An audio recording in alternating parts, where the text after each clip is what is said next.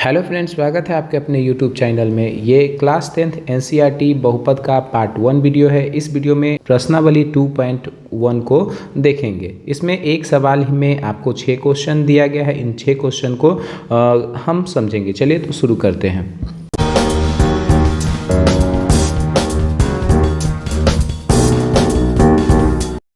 First number कह रहा है किसी बहुपद px के लिए y बराबर px का ग्राफ नीचे आकृति 2.10 में दिया गया है। आपको प्रत्येक स्थिति में px का शून्य ज्ञात करने के लिए आपसे पूछ रहा है। देखिए, इस तरह के आपको ग्राफ को हमने पहले पार्ट में भी समझाया था। उसमें आपसे, अगर आपने उस वीडियो को नहीं देखा है तो आप उस वीडियो को जाकर देख लें। मेरे यूट्यूब चैनल के प्लेलिस्ट में आपको देखने को मिल जाएगा, जिसमें आपको ग्राफ से संबंधित सभी चीज़ों को मैंने अच्छे से डिटेल से समझा रखा है। चलिए इन क्वेश्चन को भी हम देख लेते हैं। पहला कह रहा है भाई, इसमें आपको फर्स्ट नंबर में कह रहा है कि इसका शून्यक बताइए। फर्स्ट नंबर कह रहा है कि इस तरह ग्राफ है और इसमें शून्यकों की संख्या बताइए। तो देखिए, शून्यक हम कैसे ग्राफ में शून्यक कैसे निर्धारित करते हैं कि अगर कोई भी लाइन x लाइन को टच करेगा, आपको पता है कि इसको x लाइन कहा जाता है और ये लाइन y लाइन कहलाता है। ये जब कोई भी लाइन x को टच करती है तो वो उतना ही उसकी शून्यक होती है। जैसे ये लाइन अगर आप देख रहे हैं तो यहाँ पर ये y को टच कर रहा है, x को एक बार भी टच नहीं कर रहा है। इसलिए यहाँ पर शून्यकों की अगर संख्या अगर कोई आपसे पूछे तो इसकी शून्यकों की जो संख्या हो जाएगी वो हो जाएगी 0। ठीक है। सेकेंड नंबर अगर हम देखें, सेकेंड नंबर में कह रहा है कि इसकी शून्यकों की संख्या। तो देखिए, इसमें भी फिर देखिए, ये x लाइन हो गया और ये y लाइन है। अब इस लाइन में अगर ये लाइन देख रहे हैं तो इस लाइन को, x लाइन को, y लाइन को से मतलब नहीं है। x लाइन को कै बार टच कर रहा है? तो देखिए, x लाइन को ये एक बार टच कर रहा है, इसलिए इसमें शून्यकों की जो संख्या हो जाएगी वो 1 हो जाएगी। तो ठीक है, आपको याद रखना है। अब इसको लिखिएगा कैसे? तो यहाँ पर आप देखिएगा कि यहाँ पर लिखिए, जैसे मान लीजिए यहाँ पर शून्यकों की संख्या 1 है, तो यहाँ पर आप लिखिएगा शून्यकों की संख्या 1 है, क्योंकि ग्राफ x अक्ष को केवल एक बिंदु पर प्रतिच्छेद करता है। अगर वो नहीं करेगा तो वहां पर लिख दीजिएगा इसमें शून्यकों की संख्या 0। जैसे फर्स्ट नंबर में अगर लिखना होगा, इसका लैंग्वेज से अगर लिखना होगा तो लिखिएगा इसमें शून्यकों की संख्या 0 है, क्योंकि ग्राफ x अक्ष को एक भी बिंदु पर प्रतिच्छेद नहीं करता है। तो इस तरह से आपको लैंग्वेज लिखना है। ठीक है, आपको ऐसे ही नहीं कि आप एक लिख के आगे बढ़ जाएगा, इसमें लैंग्वेज लिख के ही आगे आपको बढ़ना है। चलिए, थर्ड नंबर कह रहा है कि भाई फिर इसमें की शून्यकों की संख्या। तो देखिए, इसमें ये x लाइन है और ये y लाइन है।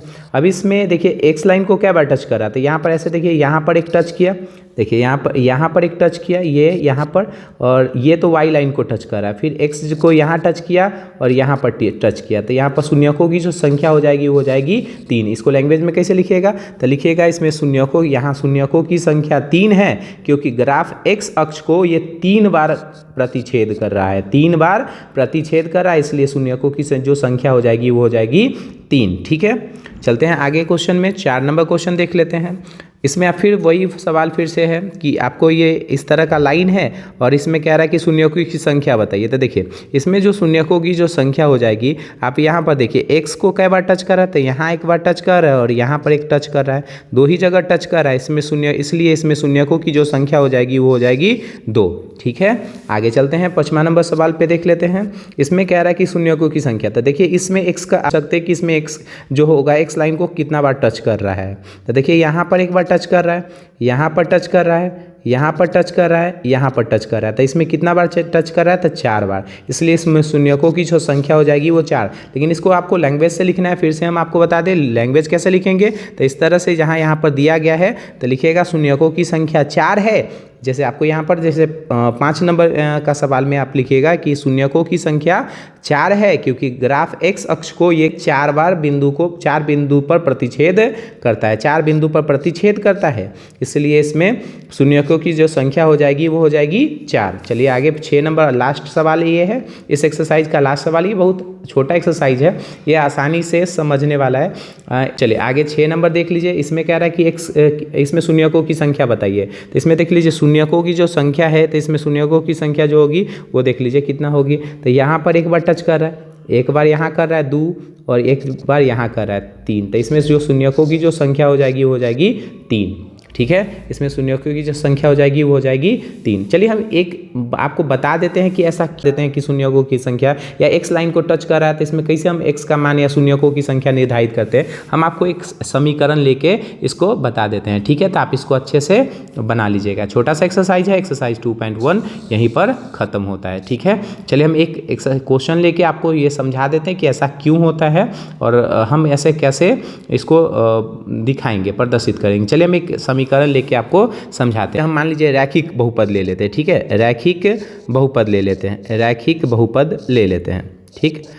रैखिक बहुपद, अब रैखिक बहुपद का व्यापक रूप होता है आपका पता है कि ax प्लस बी, ax प्लस बी जहाँ की a not is equal to 0 होना चाहिए, वो उसको रैखिक बहुपद कहते हैं। जिसके पावर पर अधिकतम घात कितना हो 1 हो, उसको रैखिक बहुपद कहते हैं। ये इसका व्यापक रूप हो और एक की जगह पर 0 नहीं होना चाहिए, तो रैखिक बहुपद कहलाता है। मान लीजिए हम रैखिक बहुपद का कोई एक एग्जाम्पल ले लेते हैं, जैसे 2x प्लस 1 ले लेते हैं। चूँकि ये बहुपद को हम किसी चीज़ से डिनोट करते हैं इसलिए हम इसको px बराबर हम मान लेते हैं 2x प्लस 1, ठीक है। तो ये हम एक मान लीजिए ये एक रैखिक बहुपद हम ले लिए, ठीक है। जब अगर हम अभी इसको हम ग्राफ पे खींच के आपको दिखा, तो ये मान लीजिए हम इसको ग्राफ पर दिखाए, तो इसलिए सबसे पहले क्या करेंगे, ये जो 2x प्लस 1 है इसको हम लिख लेते हैं। माना कि 2x प्लस 1 जो है ये y के बराबर है, ठीक है। ग्राफ में आपको प्रदर्शित करने के लिए सबसे पहले क्या करना है, इसको किसी के बराबर मान के आपको चलना है। तो हम इसको मान लिए कितना, ये y के बराबर होगा, ठीक है। तो हम क्या करेंगे, आपको दिखाने के लिए एक डब्बा खींच लेते हैं, बॉक्स बना लेते हैं, जिसमें आपको एक x होगा एक y होगा। जैसे मान लीजिए हम यहाँ तो y के बराबर ले लिए, ये y के बराबर हम जो भी अगर हम मान लीजिए x का मान रखेंगे तो y आ जाएगा। तो हम मान रख लेते हैं x बराबर हम खुद से अपने 0 रखने पर, तो हम लिख लेंगे x बराबर 0 रखने पर, ठीक है। x बराबर 0 रखने पर अगर हम यहाँ पर 0 रख लेते हैं तो यहाँ पर सॉल्व करके इसको आप चेक कर लीजिए। तो अगर हम यहाँ पर 0 रख लेते हैं तो 2 इंटू 0 आप प्लस के 1, तो इसको सॉल्व करेगा तो ये हो जाए 0 प्लस के 1, तो ये हो जाएगा 1। y बराबर कितना हो जाएगा 1 के बराबर, तो यहाँ पर की जो हो जाएगा 1 भरा जाएगा, ठीक है। अगर हम मान लीजिए सपोज फिर से हम ले लेते हैं x बराबर इस बार 1 रख लेते हैं, तो लिख देंगे x बराबर 1 रखने पर, x बराबर 1 रखने पर। चलिए अभी इसको 1 रख के चेक कर लेते हैं इस समीकरण में। तो 2 इंटू 1 आप प्लस के 1, ये हो जाएगा 2 इंटू 1 2 आप प्लस के 1 बराबर हो जाएगा y बराबर 3 हो जाएगा, ठीक है। तो इसमें 3 हो गया। चलिए हम इसको अगर ग्राफ पे प्रदर्शित करके आपको दिखाएं, चलिए हम इसको ग्राफ पे भी प्रदर्शित करके दिखा देते हैं। चलिए इसको हम ग्राफ पे आपको दिखा देते हैं। सबसे पहले क्या है, एक लाइन आपको फर्स्ट लाइन वो होगा y का, और जो सेकेंड लाइन खींच लेते हैं वो होगा x का, ठीक है।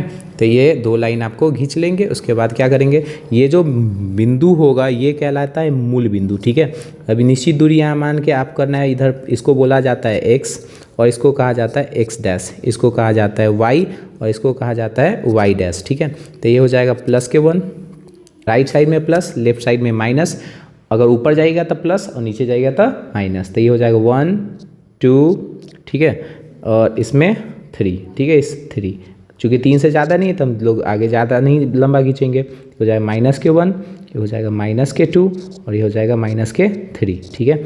अब उस ऊपर की ओर चलेंगे तो ये हो जाएगा प्लस के 1 प्लस के 2 प्लस के 3, 1 2 3, ये हो जाएगा माइनस के 1 माइनस के 2 माइनस के 3 माइनस 1 माइनस 2 माइनस 3।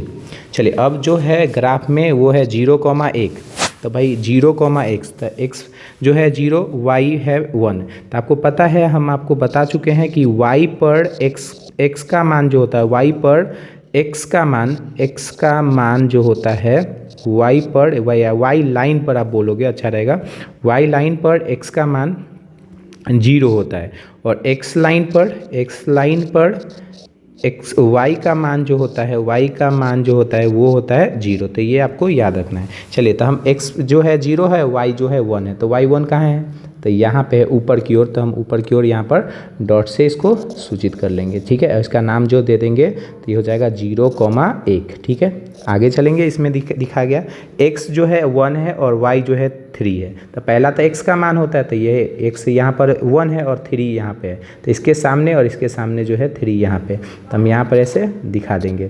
तो ये जो हो जाएगा, इसका जो नाम हो जाएगा ये हो जाएगा 1,3, ठीक है। अगर हम इसको लाइन खींचे तो ये लाइन इस तरह से हम इसको मिला लेंगे, इस तरह से इसको मिला लेंगे, ठीक है, इस तरह से इसको मिला लेंगे। तो इसमें देखिएगा शून्यक जो है इसमें कितने होंगे, तो रैखिक बहुपद में आपको पता है कि अधिकतम जो शून्यक होते हैं वो 1 होते हैं। कितने होते हैं?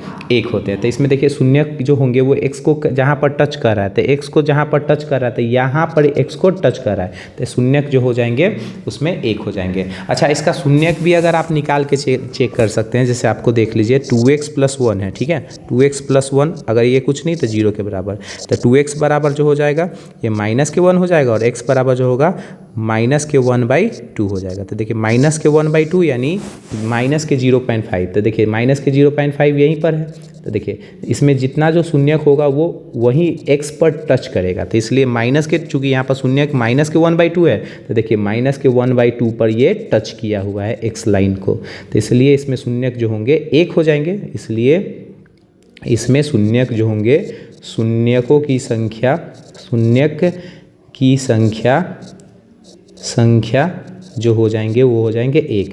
इसलिए आपको जब भी अगर x लाइन को कोई भी लाइन टच कर रहा है तो उसमें शून्यक की संख्या जो होगी उतनी ही हो जाएगी, ठीक है। चलिए, तो आई होप आपको ये समझ में आ गया होगा, ठीक है। अब आसानी से अगर आपको कोई ग्राफ रहेगा, अगर उसमें लाइन अगर खींचा रहेगा तो आप आसानी से बता सकते हैं उसमें शून्यक जो होंगे वो कितने हो जाएंगे। चलिए, अगर हम आपको एक ऐसे सपोज दैट मान लीजिए एक लाइन हम ऐसे, ये ग्राफ है, मान लीजिए हम ये इस तरह से लाइन खींच दिए, तो हम पूछें इसमें शून्यकों की संख्या बताइए, तो इसमें शून्यकों की जो संख्या हो जाएगी 1 हो जाएगी, 2 हो जाएगी, 3 हो जाएगी, 4 हो जाएगी और 5। तो जो भी x लाइन को जितना बार टच करेगा तो उतना उसकी शून्यकों की संख्या हो जाएगी। ये छोटा सा एक्सरसाइज है, जैसे डिटेल करके आपको समझा दिए। इसको लैंग्वेज से लिखना है। बच्चे लोग क्या करते हैं, इसको डायरेक्ट आंसर देख के भर लेते हैं, जो कि बाद में आके इसको दिक्कत आता है। हम आपको पूरे तरह से समझा दिए कि ऐसा क्यों होता है, काहे होता है, हर तरह से आपको कॉज बता दिए, ठीक है। तो आपको हमेशा इस तरह से लैंग्वेज लिखना है। आई होप आपको ये वीडियो अच्छा लगा होगा। अच्छा लगा तो मेरे वीडियो को लाइक, चैनल को सब्सक्राइब करें। आगे के पार्ट में हम एक्सरसाइज 2.2 को देखेंगे। Thank you.